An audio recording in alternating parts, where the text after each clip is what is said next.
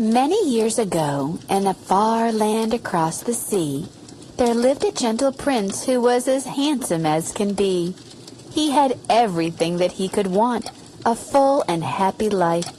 But there was one thing he wished for, to share it with a wife.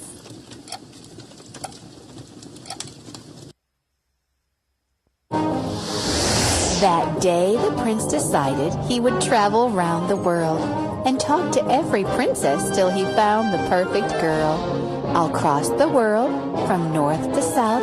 I'll look in every town. There must be someone waiting who is worthy of my crown.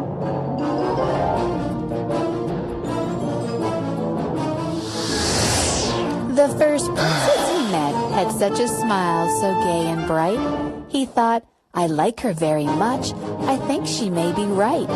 But sometimes she would ask him to speak softly and not shout. Because her ears were so big, she heard everything too loud.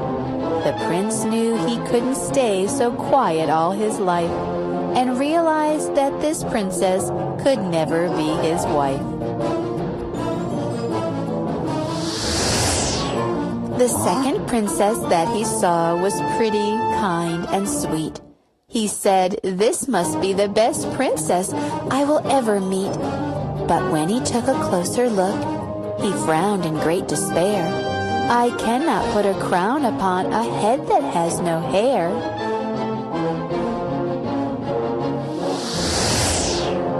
The third princess he met had flowing hair so long and pale that everywhere she walked, it trailed behind her like a tail. He thought, I like this princess. She is beautiful and fair. But whenever he came close to her, he stepped upon her hair.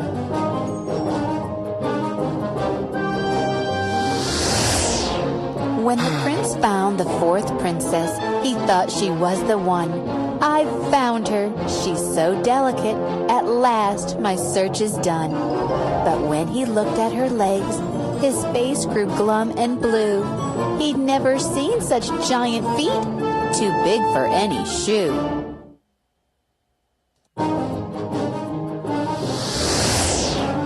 The prince continued searching high and low for his princess.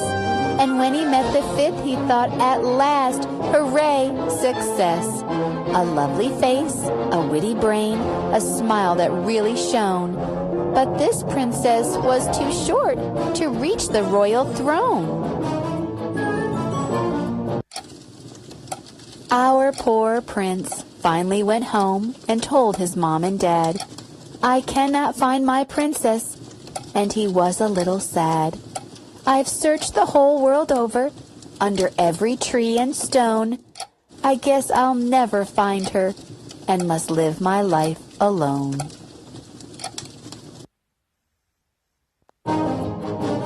But as he told his parents of his searches high and low, there came a knock from the front door in the big hall below. Could you please open up the door? A voice asked, meek and thin. I've come so far, and I'm a princess. Won't you let me in?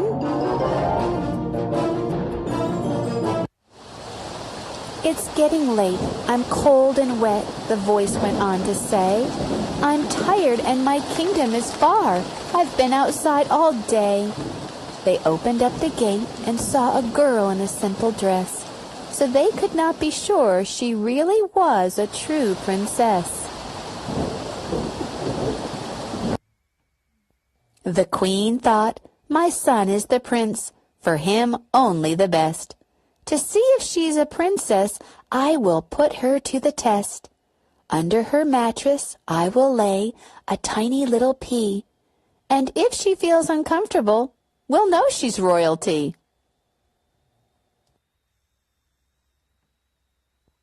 The room was warm and cozy, but the princess couldn't sleep. She tossed and turned, tried everything. She even counted sheep.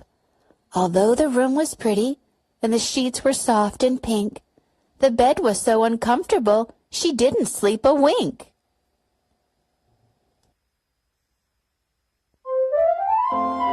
The next morning, as the sun filled the room with light, The poor princess could barely move after her sleepless night. She tried to hide her tiredness and be a pleasant guest, but everyone could see the princess hadn't had her rest.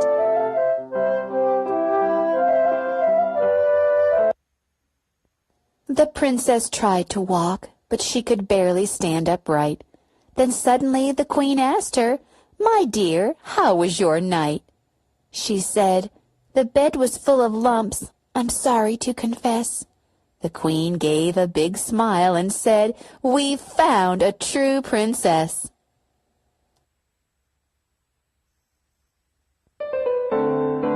The queen then told her maid, "Get me the royal seamstress, run, for we have finally found a princess suited for my son. We'll make fine shoes and hats and sew gold thread into her dress, and she will have a wardrobe suited for a true princess."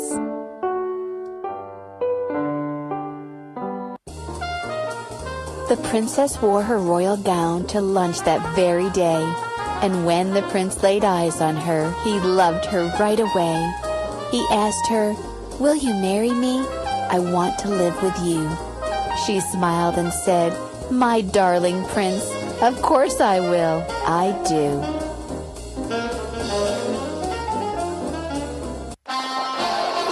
A royal wedding. What a joy. Excitement filled the air. The castle was abuzz, and guests came in from everywhere. The whole kingdom rejoiced in celebration noon to night. The prince and princess filled the hall with laughter gay and bright.